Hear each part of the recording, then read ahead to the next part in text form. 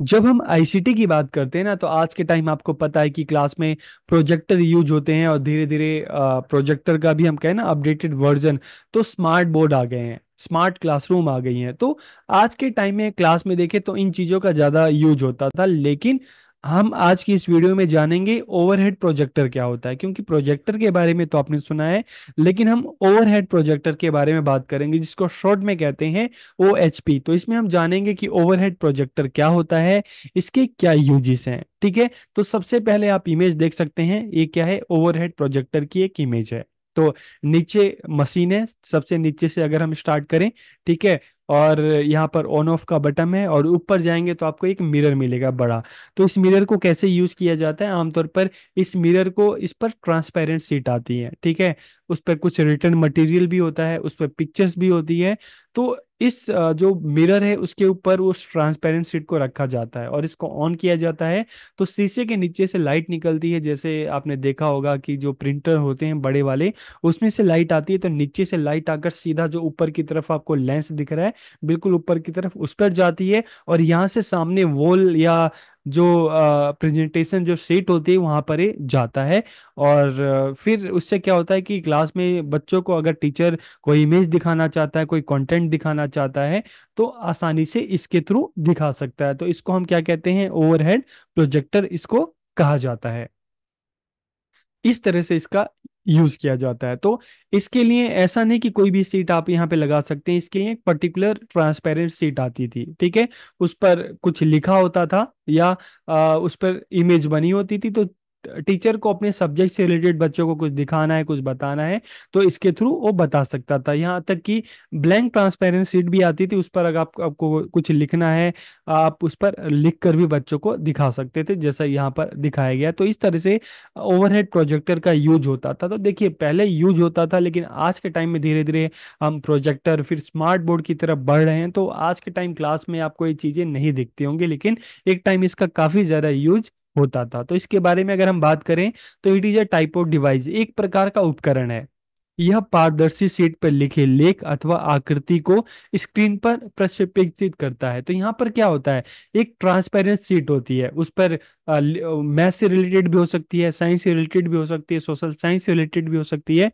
तो उस पर कंटेंट लिखा होता है, या उस पर कोई चित्र बना होता है, ठीक है।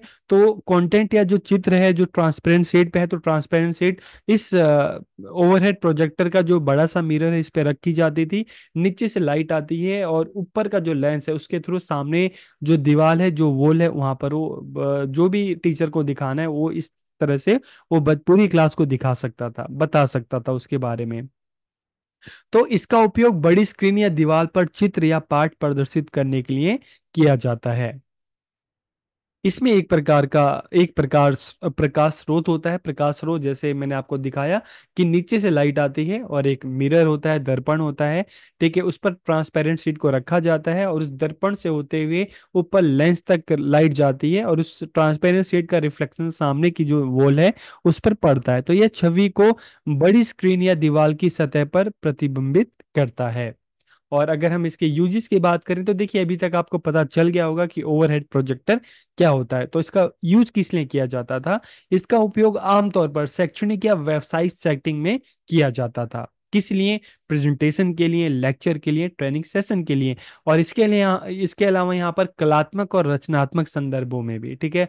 आप कला से जुड़े हुए हैं, ठीक है, आप अगर आर्ट के स्टूडेंट हैं, आप हिस्ट्री के स्टूडेंट हैं, तो हम देखते हैं अलग अलग जो मोन्यूमेंट्स होते थे, ठीक है, उनके बारे में बताने के लिए, दिखाने के लिए, अलग अलग जो कलाएं होती हैं, ठीक है, उनके बारे में दिखाने के लिए, तो उससे रिलेटेड जो ट्रांसपेरेंट सीट है वहां पे रखकर चीजें बच्चों को दिखाई जाती थी, चीजों के बारे में बच्चों को बताया जाता। तो एक कलात्मक और रचनात्मक संदर्भों में भी इसका उपयोग किया जाता था। और किसी क्षेत्र किसी विशेष क्षेत्र में जो अवधारणाएं विकसित करने के लिए आपका जो सब्जेक्ट है, ठीक है, तो टीचर अपने सब्जेक्ट से रिलेटेड कोई अगर चीज बच्चों को बताना चाहता था, कोई रिटेन चीज है, कोई चित्र दिखाना चाहता है तो इसके थ्रू उनको दिखाता था। तो using group discussion through visual picture और डाटा, कि दृश्य चित्रों अथवा आंकड़ों द्वारा समूह चर्चा में उपयोग। तो मान लो आप अपने सब्जेक्ट से रिलेटेड अगर कोई बात करना चाहते हो, कुछ दिखाना चाहते हो, तो उससे रिलेटेड जो कंटेंट है, उससे रिलेटेड जो आंकड़े हैं, उससे रिलेटेड जो पिक्चर है, आप ओवरहेड प्रोजेक्टर के माध्यम से सामने आप बच्चों को क्लास को दिखा सकते हैं। और उसके माध्यम से जो है चर्चा की जाती थी उस सब्जेक्ट पर। विषय वस्तु के विभिन्न आंकड़ों का ग्राफ द्वारा प्रस्तुतिकरण। तो विषय वस्तु, हम मैथ्स की बात करें, स्टैटिक्स की बात करें, हिस्ट्री की बात करें, तो ज्योग्राफी की बात करें, तो जो भी आपको ग्राफ भी अगर बच्चों को दिखाना है, ठीक है, तो इस तरह का जो ग्राफिकल प्रेजेंटेशन है वो भी आप ओवरहेड प्रोजेक्टर के माध्यम से क्लास में कर सकते हैं। तो इसका इस तरह से उपयोग होता है। इसके अलावा useful for effective teaching and learning, तो इफेक्टिव टीचिंग एंड लर्निंग के लिए काफ़ी उपयोगी है, क्योंकि इनसे टाइम बचता है। बोर्ड पर उतना कुछ लिखाना नहीं पड़ता। आप ट्रांसपेरेंट शीट के माध्यम से जो भी चीज़ें दिखानी है, बतानी हो बच्चों को, आप बता सकते हैं, दिखा सकते हैं। और इसमें कागज़ का यूज होता नहीं है, ठीक है। तो इसीलिए जो भी शीट आती है तो वो हम कह सकते हैं कि वो प्लास्टिक टाइप में होती है। तो इट इज़ एनवायरमेंटली फ्रेंडली, कि ये पर्यावरण की दृष्टि से भी काफ़ी उपयोगी है। और इससे क्या होता है, कागज़ की मात्रा का जो है वो, इसमें कागज़ का इतना प्रयोग नहीं होता, तो इसलिए कागज़ का भी कम यूज होता है। तो ये सारे क्या हैं, ओवरहेड प्रोजेक्टर के यूज हैं, उसके उपयोग हैं। और लिमिटेशंस की बात करें तो देखिए, बिजली के बिना किसी भी इलेक्ट्रिक कोई भी उपकरण है, चाहे हम ओवरहेड प्रोजेक्टर की बात करते हैं, प्रोजेक्टर की बात करते हैं, स्मार्ट बोर्ड की बात करें, तो कोई भी यूज नहीं किया जा सकता। और भारी होता है, क्लास में ही इसका उपयोग किया जाता है। और क्लास के बाहर इसका उपयोग करना उतना संभव नहीं है। तो ये भी इसकी लिमिटेशन है। भारी होता है काफी, तो एक जगह से दूसरी जगह ले जाना भी मुश्किल है।